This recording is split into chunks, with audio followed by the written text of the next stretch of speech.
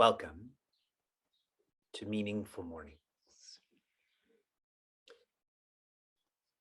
We are in the final week of school. This is our 7th semester of Meaningful Mornings. These are the final 5 days. Our next semester will begin on June 1st. Usually, when there's a completion and then a commencement, there's an exit test. See, this is a unique exit test because now you're all reacting. Some of you will be enlightened before June 1st, so you will not rejoin Meaningful Mornings in the next semester. Some of you may not join the next semester because you have something better to do. So until enlightenment or boredom, tell me, what have you learned this semester? In our final 5 days, we've completed 115 days of Bhagavad Gita, chapter 5, 6, 7. What have you learned? This is your exit test. You're part of the ocean. Awesome. To reflect more. Awesome. I've learned how to meditate. Awesome.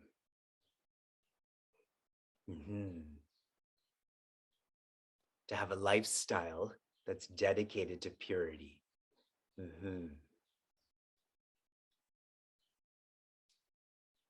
To surrender to him. Okay. Based on what you've shared, you'll probably be enlightened by May 31st. So my best wishes to you on your journey. Please pray for me so that I can join you. Chapter 7, verses 1 through 3, emphasize the need for peace. It is not enough to know of peace, that is jnana, but we have to need peace to not be able to survive without it. Rare is such a seeker. Even rarer does a seeker become peace. In verses 4 through 11, Sri Krishna is sharing, I am the spirit in matter. You are so fascinated by matter, but within that matter, I am the spirit. That includes your own matter, the body, the mind, and so on. The essence of these verses, this is not about you. In fact, your life is not about you. There is only Tat, divinity, or in this language, spirit. Remember I shared chapters 7 through 12. The shift is from Dwam to Tat, individuality to divinity.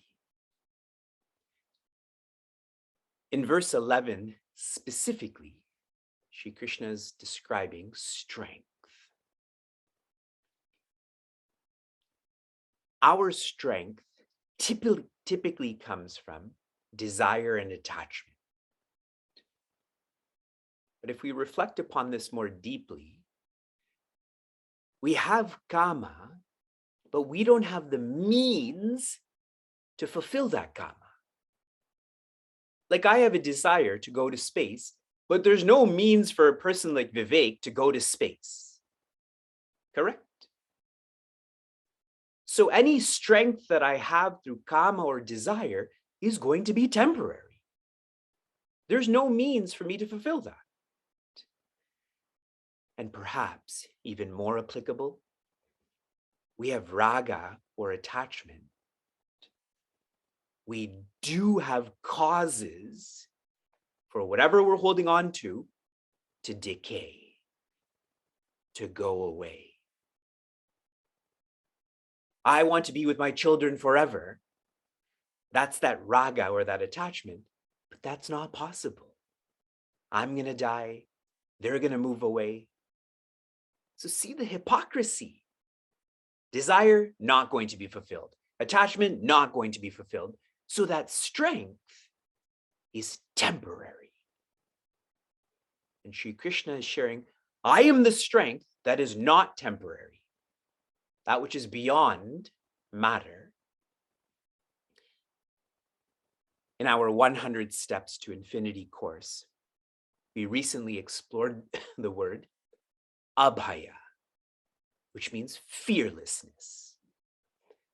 And I'd shared the greatest dana or charity is abhaya dana, which is why our icons always have one hand up like this.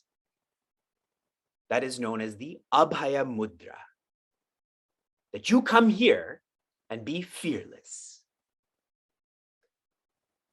How does one grow to such strength?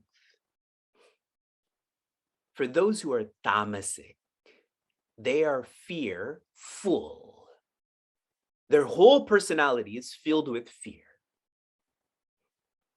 Those who are rajasic, they are daring. Their relationship with fear is based on adrenaline and extreme sports and stuff like that. Those who are sattvic are courageous. They follow their responsibilities irrespective of the mind games that they're playing with themselves. I dislike this, I like this. And those who are tuned in with the spirit, that means gunatita, beyond sattva, they are fearless. Why? There's only the spirit. There's no other to fear. One more reference before we shift to a new train of thought.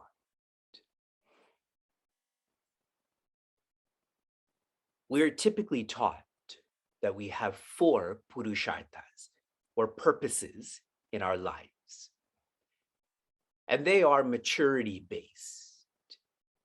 Dharma, artha, kama, moksha. But that is a diluted teaching. We only have one purpose. That is moksha. When one is beginning their maturity, dharma should facilitate moksha. I shared that in Bhagavatam yesterday, that the only fruit of dhana is moksha. Dhana is not to be used for any other purpose other than to facilitate freedom. The next stage of maturity, your artha or resources are to facilitate freedom. I just described that. The third stage of maturity, for vanaprasthas, those who are more mature, you are to have kama, but kama for moksha, for freedom. This flow towards freedom is a flow towards fearlessness. All that we do should be making us stronger, should be making us more courageous. Okay, lots to reflect on. We're shifting to a new flow of thoughts. It is much heavier. So please be ready. I'll introduce, we'll reflect more. Verse 12. Ye cheva sattvika bhavaha rajasastamasascha ye Matta eveti tan vidhi natvaham teshu te mai. We're focusing on the third quarter first. Mattaha means from me. Eva iti. From me has come all of this matter. Tan vidhi, know this, feel this.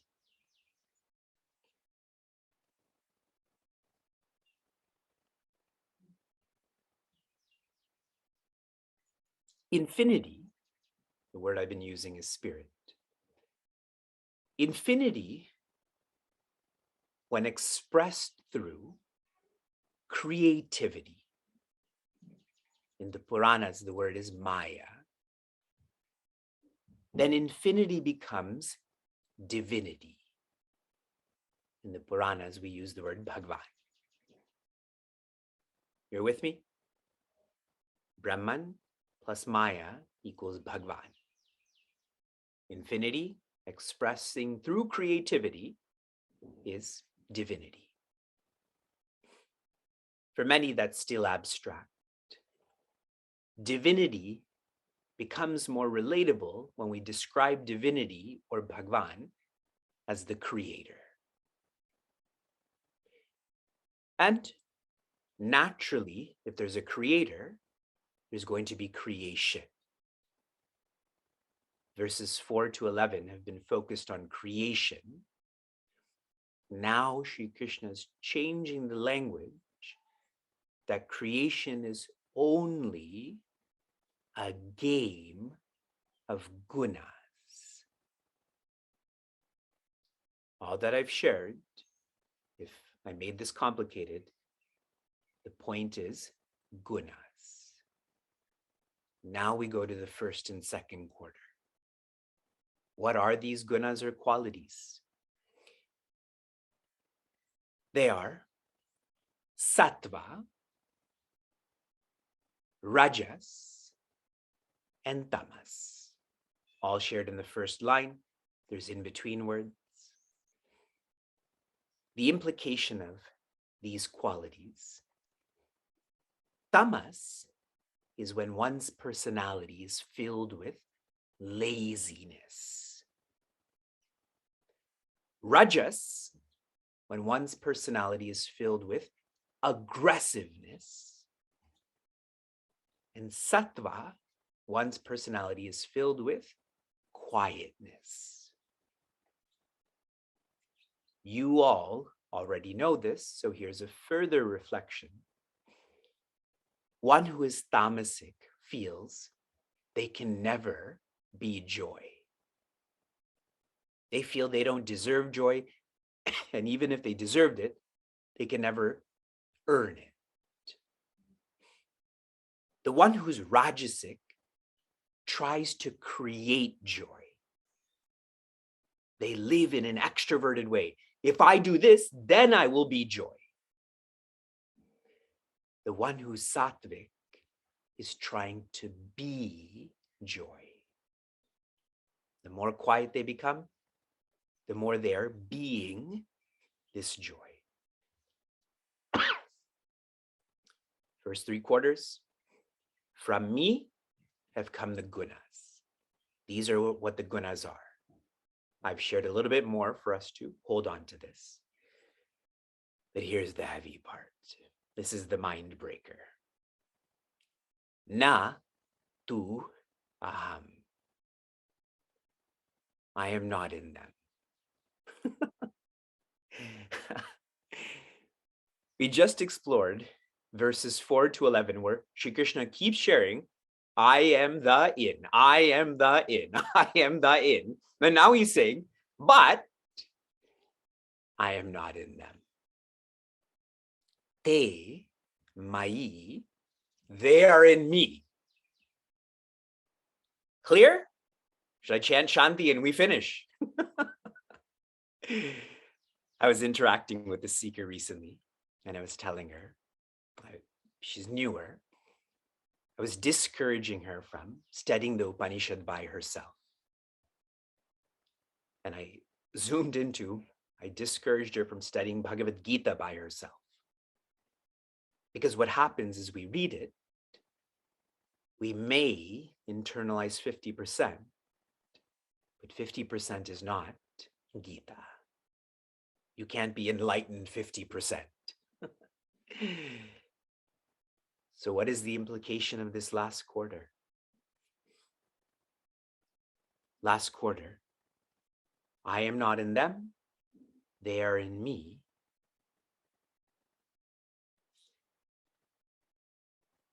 Try to reflect on this by changing the word from they to thoughts and me to consciousness.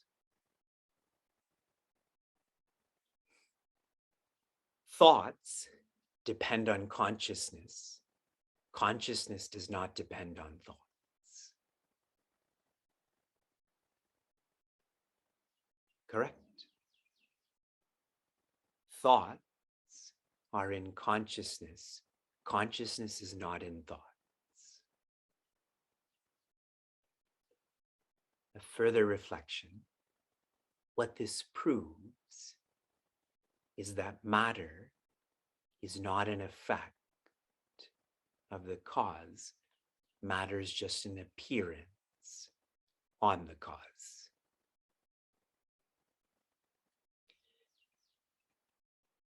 That is what Vijnana is. Vijnana is the heaviness, the profundity of this teaching of our life. Much more to share about this, and this teaching is going to come up again. And I'll just tell you what Sri Krishna is finally going to say. Here he shared, I am not in them, they are in me. Later on he says, they're also not in me. Then what do we do? From inspiration to application. Your application, Vande Guru Paramparam. It is to respect and love and revere the lineage that is teaching us.